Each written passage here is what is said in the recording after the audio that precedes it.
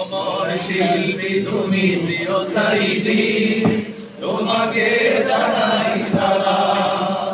আমরা যে ভিডিওটি এইমাত্র দেখলাম, আমরা দেখতে পাচ্ছি কিছু ভাই তারা তাদের প্রিয় মানুষকে দাঁড়িয়ে সালাম দিচ্ছে, তারা তাদের প্রিয় মানুষকে দাঁড়িয়ে ভালোবাসা প্রেরণ করছে।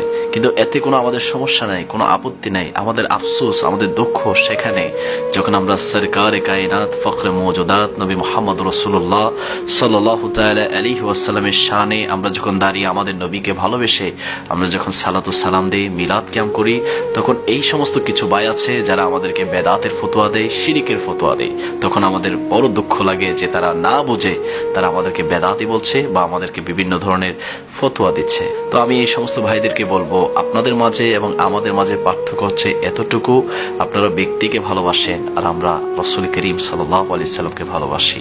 আপনারা ব্যক্তির সম্মানে দাঁড়িয়ে তাকে সালাম দিচ্ছেন, আর আমরা আমাদের জান, আমাদের প্রাণ, আমাদের ঈমান, দু জাহানের বাদশা নবী মুহাম্মদ রাসূলুল্লাহকে আমরা দাঁড়িয়ে সালাতু সালাম দেই। এতে আমরা প্রশান্তি পাই, আনন্দিত হই এবং আমরা আমাদের অন্তরে ইশকে মুস্তাফা জাগ্রত করতে আমরা সক্ষম হই।